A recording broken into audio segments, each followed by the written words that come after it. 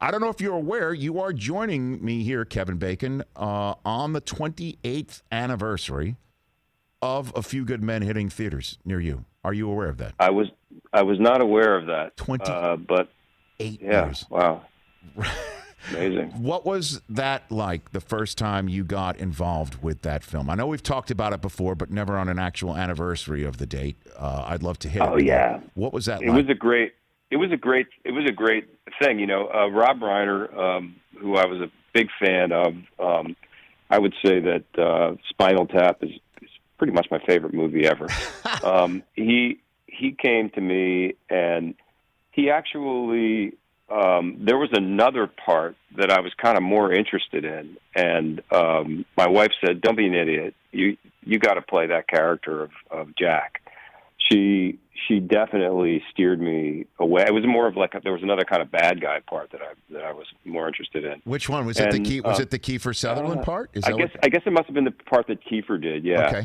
Okay.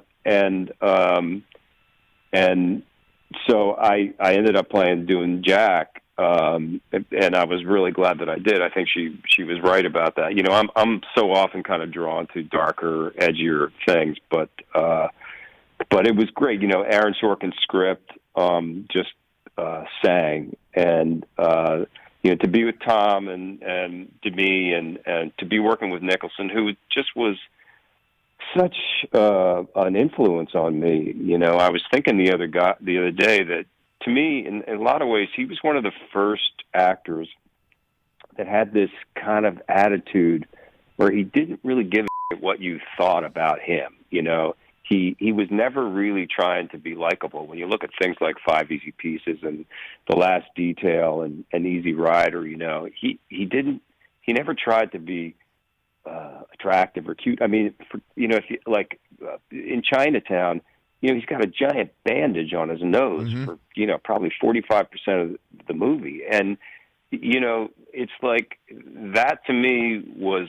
that lack of vanity and commitment to the individual roles is something that I've always tried to hold dear to my heart. And watching him do that speech time after time during that shooting day, it was cool to be with Jack. Now I know, again, you've told the story before, but just for the purposes of retelling it in this space here, Jack did the scene over and over again. You were for his shot, but also on occasion for your shot, and also for everyone else's shot. And Kevin Pollak sat in every now and then too, I guess, is what he told us as well, to try imitate him. Because the deal is that you have to shoot in one direction. Right.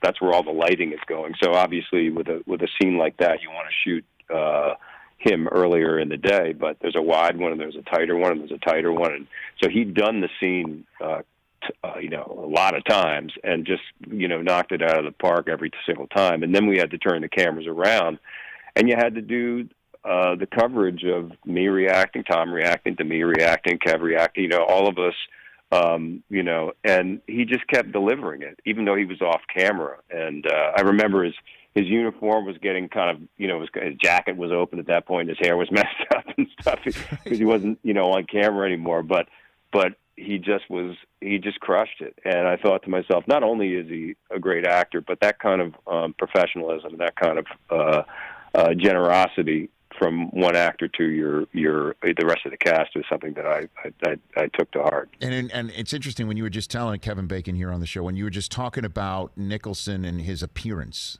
right? And I remember when Terms of Endearment came out, that he playing a middle-aged man with a little bit of a potbelly was a shocker to so many people because of who he was in the 70s and how he kind of began to trade on his own age, and his aging was in itself a remarkable performance. I remember that about that movie. Well, he's a perfect example of the fact that, one of the things, if you're able to do it right as an actor, the fact that you age can be a real bonus because you get to play different and new things, and you get to walk in the shoes of a man that's at a different part of his life than he was when you were in your 20s. And he's really done that gracefully, and not been ashamed of it or afraid of it. And I agree with you that in terms of endearment, there was a lot of shock, but for me, it was just admiration. I was just, wow, he just does it.